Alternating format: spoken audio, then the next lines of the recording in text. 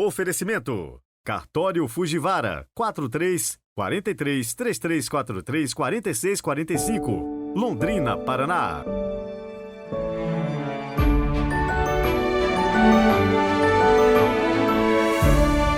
Olá, bom dia! Sexta-feira, 22 de dezembro de 2023. Hoje tem Enciclopédia Bíblica e o tema são as joias, como era nos tempos bíblicos. Bom, o povo de Israel não era tão hábil na confecção de joias como alguns dos seus vizinhos, particularmente os egípcios, mas desde os tempos muito antigos usava-se joias. Independentemente da sua beleza, numa época em que não existiam bancos, era muito mais fácil levar de um lugar para o outro um colar que uma bolsa de moedas. Certamente era menos problemático que movimentar um rebanho de gado.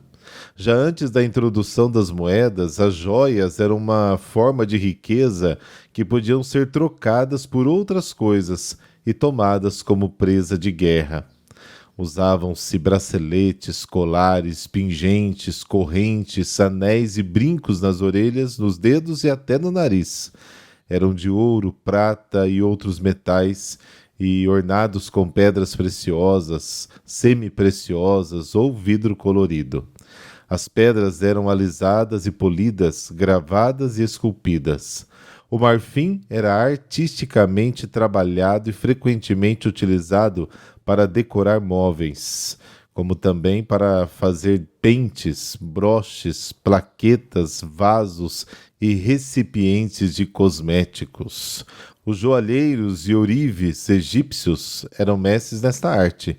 Produziram algumas das joias mais coloridas e mais belas que o mundo já conheceu.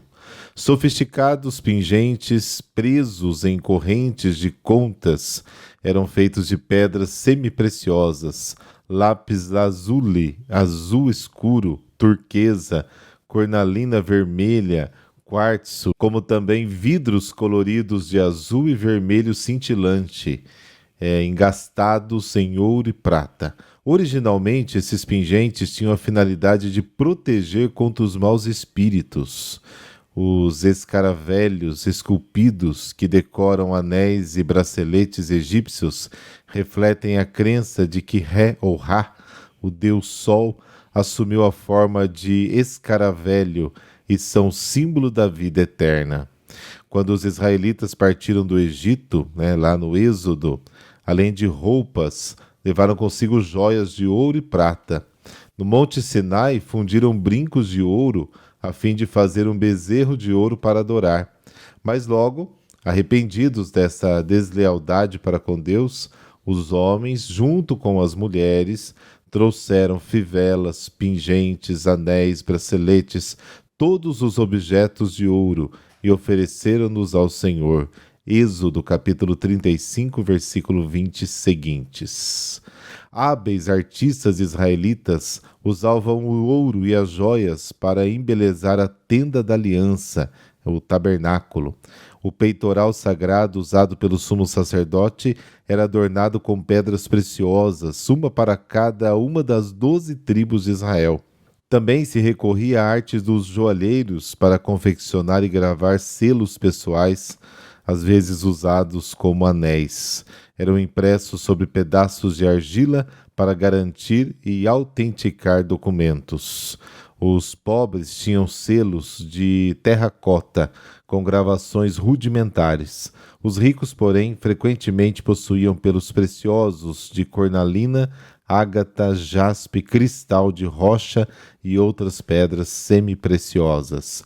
Em Israel eram usadas joias em ocasiões especiais, por exemplo, em casamento. Mas a obsessão com joias e roupas luxuosas era sinal de orgulho condenado tanto no Antigo como no Novo Testamento. Isaías capítulo 3, 1 Timóteo capítulo 2. Bom, na semana que vem vamos começar a falar um pouco das cidades, como eram construídas e como era a vida em sociedade. Não perca! Rezemos juntos!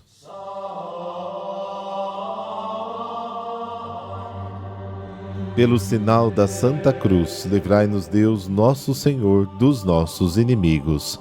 Deus de misericórdia, vendo o homem entregue à morte, quiseste salvá-lo pela vinda do vosso Filho. Fazei que, ao proclamar humildemente o mistério da encarnação, entremos em comunhão com o Redentor. Amém.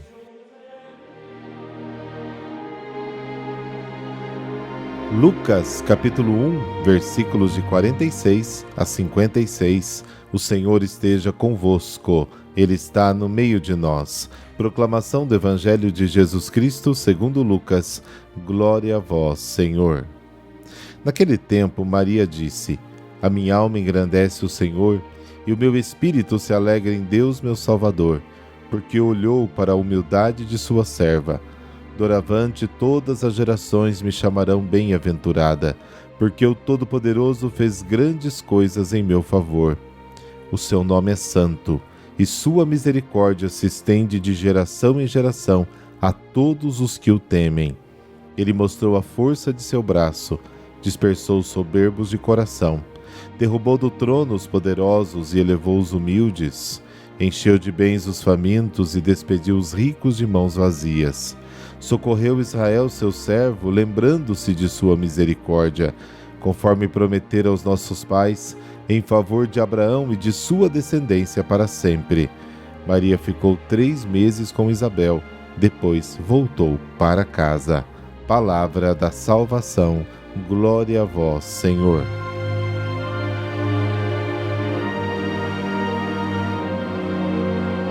Este canto está muito próximo daquele que Jesus cantará quando, exultante no Espírito Santo, descobrir que a benevolência do Pai se revela aos pequenos, lá no capítulo 10 de Lucas.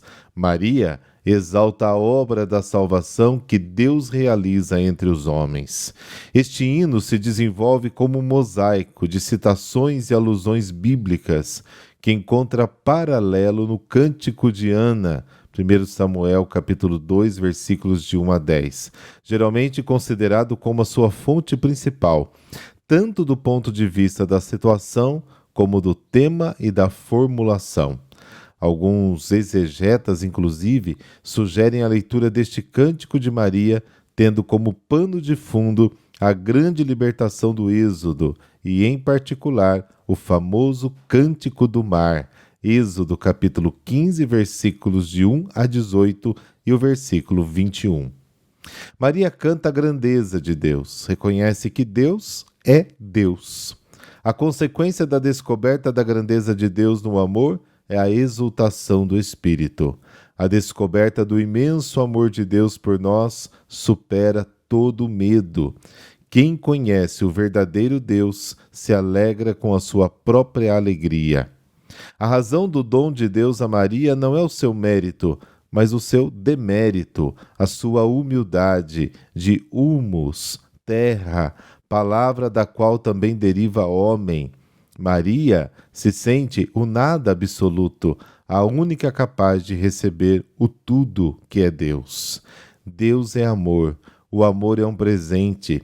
O presente só é tal na medida em que não é merecido.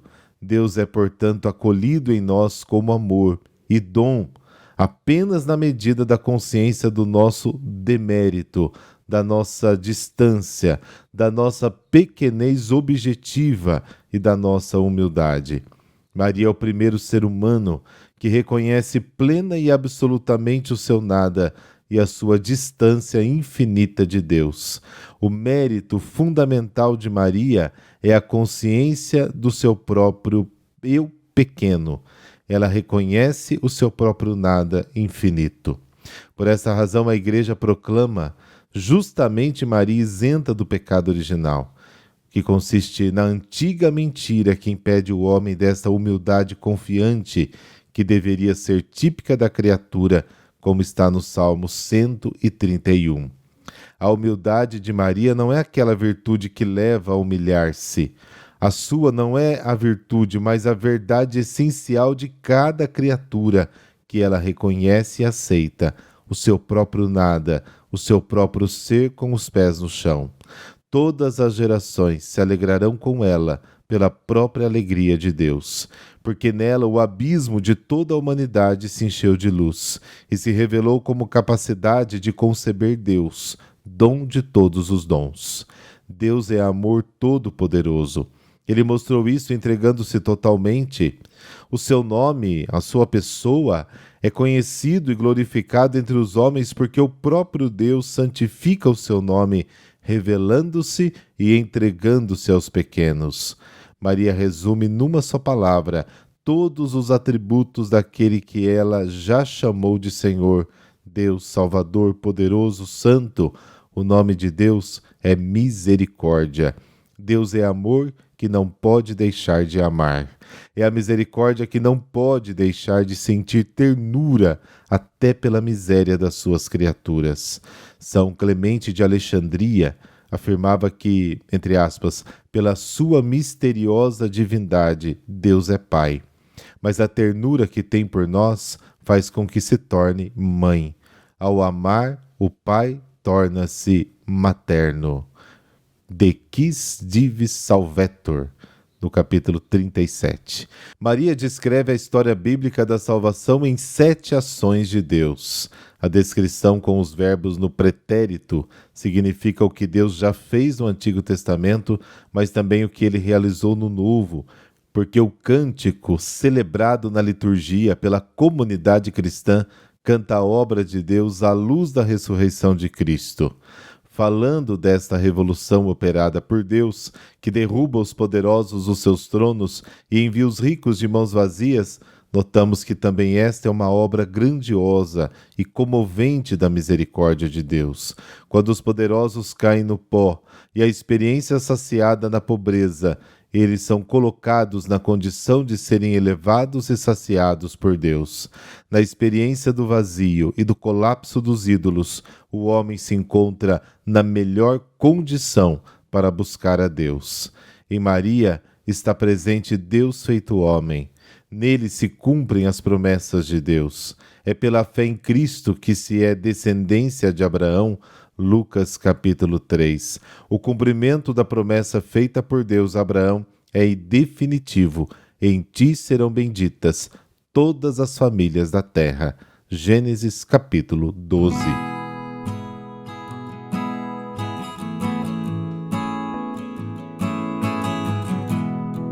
Santa Francisca Xavier Cabrini, a heroína dos tempos modernos. Santa Francisca nasceu em Sant'Angelo de Lodi, na Lombardia, Itália, no dia 15 de julho de 1850. Última dos 13 filhos de Agostinho Cabrini e Stella Oldini, recebeu no batismo o nome de Maria Francisca, ao qual mais tarde ajuntou de Xavier pelo seu amor e veneração ao apóstolo das Índias, São Francisco Xavier. Aos 11 anos fez voto de castidade. Seguiu a carreira do magistério com as religiosas Filhas do Sagrado Coração de Jesus e terminando com 18 anos. Sentindo vocação divina, pretendeu entrar na congregação religiosa, mas foi recusada por falta de saúde. Exerceu durante 2 anos o cargo de professora primária em Vidardo e durante 3 anos dedicou-se na sua terra à instrução religiosa da juventude e ao tratamento dos enfermos e daqueles que eram atingidos pela peste. Aos 23 anos, tentou mais uma vez ser religiosa, nas Filhas do Sagrado Coração, mas de novo obteve uma negativa. Depois de tudo isso, Santa Francisca instalou-se na Casa da Providência, em Codonho, para a reformar, porque ela estava em franca decadência. Fez a profissão em 1877 e, a partir disso, em meio às grandes tribulações e aos sofrimentos, ela se encontrou as 7 primeiras companheiras da sua futura obra. 3 anos mais tarde, fundou uma nova congregação religiosa. No dia 10 de novembro de 1880, alojou-se com 7 companheiras num desmatelado convento franciscano, onde no dia 14 do mesmo mês deu início ao novo instituto, com a inauguração de uma capela em honra ao Sagrado Coração de Jesus. 1 mês depois, a sua obra recebia a aprovação episcopal. Francisca tinha então 30 anos. Enquanto se dedicava com as companheiras à educação das meninas e à catequização dos rapazes, foi compondo as regras do seu instituto, obra de prudência sobre-humana, que recebeu a aprovação episcopal em 1881 e a definitiva da Santa Sé em 1907. Em 1884, com 7 anos de vida, a obra já contava com 5 casas.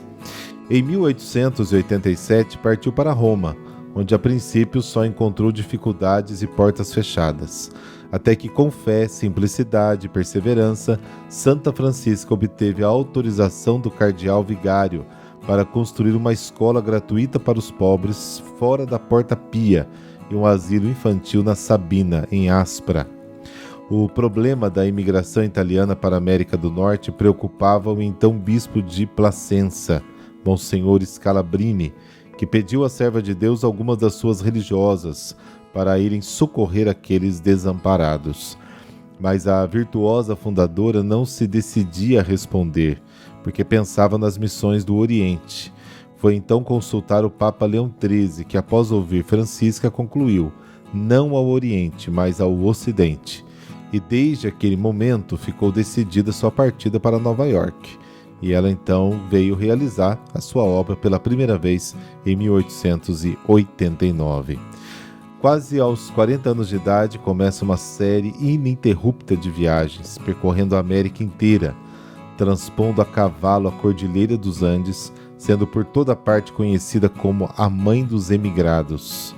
Ia de casa em casa, procurando a ovelha perdida, o enfermo e a criança. Lutou bravamente contra a fome, as enfermidades e a própria morte. Em 1912, fez a sua última viagem de Roma a Nova York. A santa fundadora das Missionárias do Sagrado Coração morreu no dia 22 de dezembro de 1917, no hospital para migrantes, que ela mesma havia construído em Chicago. Seu corpo foi trasladado para Nova York. A fama de suas virtudes e os prodígios operados fizeram com que logo após a morte dela se começasse o processo de beatificação que se realizou em 1938. Chamada por Pio XII de heroína dos tempos modernos, ela foi canonizada por ele no dia 7 de julho de 1946. Ó Santa Madre, fundadora e missionária, vós que buscaste amar e anunciar o Sagrado Coração de Jesus, permita que também nós tenhamos o mesmo amor para com ele. Vós também foste mãe dos emigrantes, cuidai de cada um deles e os levai para Deus. Amém. Abençoe-vos o Deus Todo-Poderoso, Pai, Filho e Espírito Santo. Amém. Bom final de semana e amanhã a gente se encontra por aqui. Até lá.